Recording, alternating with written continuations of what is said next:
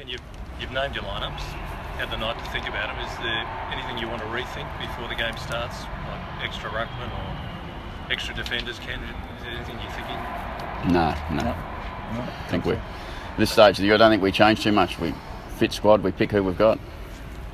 So Don, how do you handle that Sam Jacobs rucking without a genuine or renowned ruckman next to him when you've got the Port Adelaide system against it? Yeah, well, it's going to be a challenge for Andy tomorrow. He'll do some of the ruck work as well. But Sauce was in great form last week.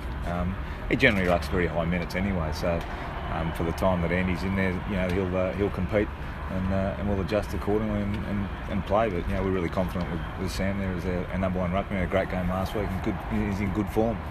Don, last week we saw Paddy Ryder effectively jump into Aaron Sandlands at every single opportunity. Are you concerned at all that Sam Jacobs might wear down Jacobs tomorrow and he might not be good going into the last quarter? No, I'm not worried at all. Like during the week, Kenbo said the club would give Jenkins up until the final minute, the morning of game day. He was ruled out yesterday. Why the change there? Oh, look, Josh, as you saw, Josh walked some laps on Wednesday. We had a run with him yesterday morning, and he was still sore and ginger, and it was clear that he wasn't going to be available this week. So we just made the decision to not pick him and get him ready for the following week. So time-wise, you believe he will be all right to play next weekend? Yeah, that's the plan. I mean, it was just a bridge too far this week for him, given the incident and given how he was actually presenting, and we just felt like, well, let's now prep him. He'll do some work tomorrow, which is allow him to be ready to go in a week's time. Does no Honch help as well make that decision? No, it wasn't. It was based on Josh and his capacity to play and perform at the level we wanted to play at, and that was the sole reason for the decision on Josh. Ken, what do you do tonight? You've got the Magpies playing. How many of the emergencies do you release, or how many do you hold back? One. We'll keep one. That'd be Matty White. Not Cracker? You don't No. want to have that? No, Crack hasn't played much footy in the last little while, so Matty White will be the emergency Don that's not playing, so you don't have to watch. All right. In terms of Cracker as an option that you've now put out of the way, what are you going to do in that defence without Honch and the spectre of what Eddie Betts does in Showdown? What rethink are you doing there? We spent a lot of time thinking about Eddie and Tex and all the boys up there. They're a great four-line group. We know what we're up against. We know how challenging it'll be for us. But as we were last week, we were able to send Jackson back there, and he's basically played his whole football career as a key back. So it's an easy fill for us probably in that space. And we've got great faith in the young blokes who've been out there playing at the moment, and we get to bring Hamish back in. So obviously a really important and experienced player. So you prefer to keep the same system, just replace Honch rather than rethink the whole? Yeah, no, absolutely. We're happy with the way that group have been performing, so we feel less disruption is best. Sorry, Rich, you go. Is it a different Port Adelaide that you've noted? I know it's 2 weeks, but there's a bit of JLT as well. What have you noted that's different about Port Adelaide that's making you think about this game? Oh, look, I mean, it's early in the season. They've had a couple of really strong wins. Clearly, the win against Sydney was a high-quality win against good opposition away. So, they've made some changes to some of the way they're playing from last season, and but it's early days, and we get an opportunity tomorrow night to play a good side, and in a big game, Showdown, they've always got an extra little feel to them. So, look forward to it. Ken, it's an exciting game with 3 Showdown debutants. What do you say to the boys before the game? Look, to be honest, the Showdown build-up and everything else is for the fans, and that's what it should be. For us, it's so much more about just trying to play against a high-quality opponent who we obviously all know are right at the top of the table with the competition. So we look forward to that and testing what we've been doing, and those players have got to do the same thing. I spoke to them this morning, it's exactly that. We're not here to do anything different because it's a Showdown. We're here to try and continue doing what we've been doing and see if we can improve again. Have you noticed anything in those 3? It's always a question of how a player handles the week, and they all have different routines. No, not at all, Rich. We've been really balanced. I think we've had a really strong focus on ourselves in the whole through the whole pre-season and in the early part of this season. So we're really keen to make sure we stay in that space. There's a bit of talk early in the pre-season about chairman rocking the boat in finals or bust, and do you sit back now 2-0 after 2 pretty good wins and say, well, how funny it is that the tables have turned a bit? All of a sudden the talk's not around as much? No, that's what footy is. As I said, I've been around a long time. You know what to expect and what not to expect. As I said, all the way through, David, Keith, myself have always been on the same page with what we set out at the start of the year to try and do, and that's no different now because we're 2 rounds in. It's a long way to go. Ken, how close was Justin Pitt on the playing tomorrow? Oh, really close. He was playing in the sample, so he's obviously fit and available. We just thought he needed some game time, and I think that's, at this stage, is a pretty good thing to do, is to make sure you get a player as fit as you possibly can for the long term, not just for the one game. Is it just a thing, like obviously you're 2-0, you don't want to make too many unforced changes for that sort of? No, it's all about Jasper as much as anything. It's about having to get him in the preparation that he needs, because we know he's a high quality player. If Jasper was fit and had played the last 3 or 4 weeks, he'd be in the side. He's a great player.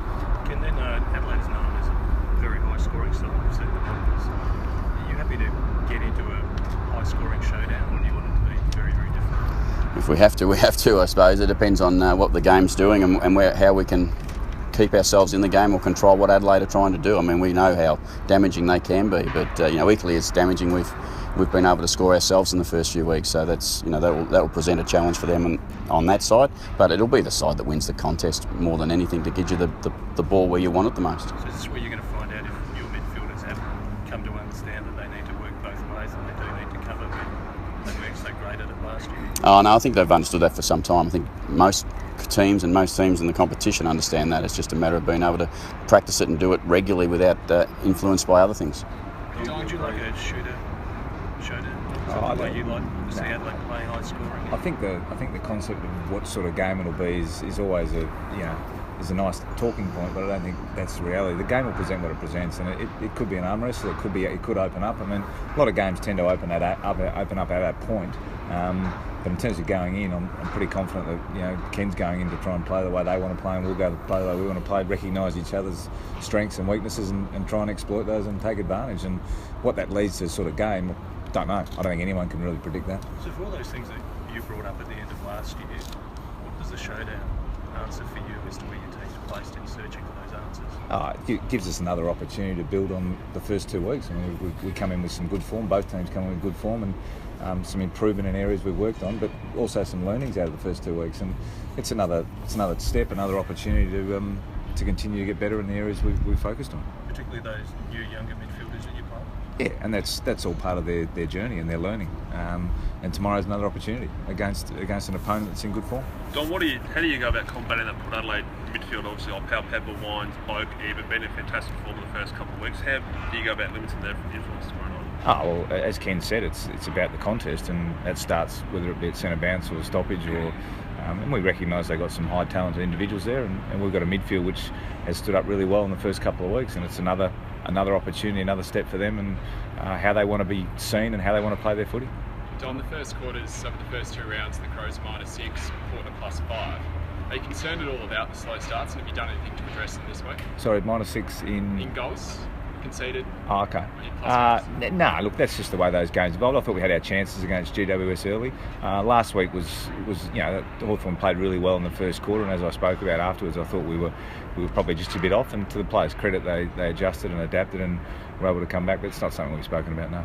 Don, have you sensed any different mood in the group because you're playing Port? Or do you agree with Ken that the vibe is more for the fans? Yeah, I think it's an external thing. I think both clubs recognise we're playing for 4 points. And there's a little bit extra on it because it is a local derby game, showdown. So it's there's that little bit extra to it. But the players don't really go about any different. They prepare as they normally do, and so no real change. Don, you touched on Otto before and how he's managed to play a bit of everything in the first 2 weeks. How impressed have you been with him? How he's slotted so seamlessly in after 2 years essentially out of age?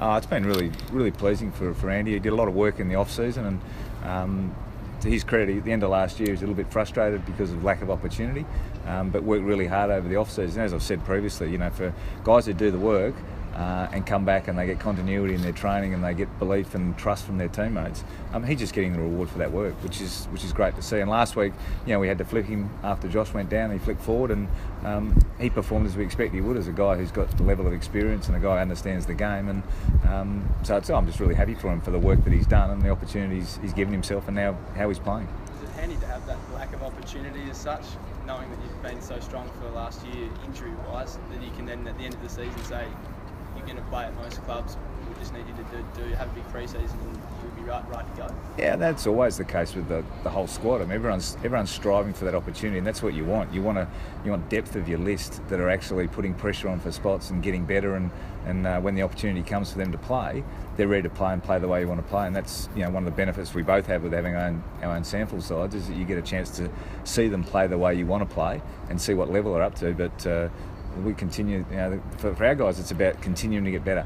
If they continue to get better, they'll play good sample footy, and then they'll come in with real confidence to be able to play their role when they come in, and that's really all we ask of them. Has the last couple of weeks sort of reinforced your belief in, after going through a tough time, your own ability to deal with that sort of stuff and come out the other side? Oh, that's been challenged. There's no doubt that we've had a couple of challenging years, but it's nice to see the boys get some reward for what we've put in place over the summer, and we made some pretty big adjustments to what we were trying to do, and hopefully they can continue to work in that same space. That's, again, key message for them is just do what we've been doing and work to improve that every time we play, and if we can do that, we'll get further growth again. Well, personally, it must be nice coming to work, going home with a couple of wins as opposed to dealing with the stuff that you would. Yeah, I don't have to have the armoured guard covering and taking care of my back or anything like that at the moment. So, but it changes. Look, footy is, as I said, it's a small start to the season in a long season, and if you get anywhere near comfortable, you end up in trouble. How do coaches deal with that fickle nature then? How do you deal with that fickle nature as a coach? No, I understand what it is. I think that's both Don and I have got a lot of experience around AFL football, and you'd be surprised if it wasn't what it's been, and I'm surprised if it's not what it is today. So that's just what footy is. Don, there was a report out of Melbourne yesterday about the club being close to its salary cap. Have you had to ask players to take pay cuts to try and keep players like Jake Lever and Mitch McGovern? We put a statement out yesterday on that, to be honest, and that's covered it, in my view. Ken, yesterday we saw Sean Dempster retire. Has Nathan Cracker or will Nathan Cracker reach out to Sean?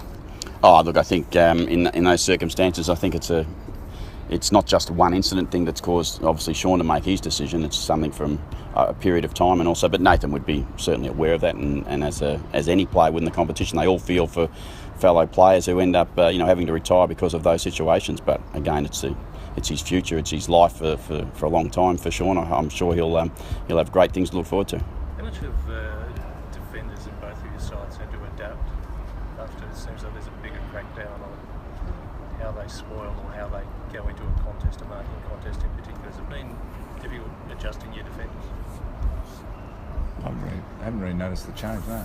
I think they've probably had to adapt more towards the uncertainty around the goal line and how close the ball gets to it, and whether you take possession of it or you knock it through. So more than the aerial stuff, I've found. You had it certainly in the first game, Ken. Yeah, there certainly appeared to be a little bit of that in the first game, but I thought it disappeared in round two, to be honest. I thought straight away there'd been some sort of slight overcorrection, and then it was adjusted, and I thought last week was very normal. I'm like Don, I think the rush behind's the one that we all get excited by, and when it's up the wrong end, we don't like it, and when it's at the other end, we like it, so that's what it is. How are you coaching the guys then, particularly when it looks like any time they put the ball over a line, they're going to be penalised? What are you saying? You've just got to be cautious and try and read the cues of the situation. If it looks like you're under serious pressure, and generally players get a feel for that, and as I've always said with new rules, it takes a period to adapt, and there'll be some examples which will be highlighted as maybe umpires have got it right or wrong.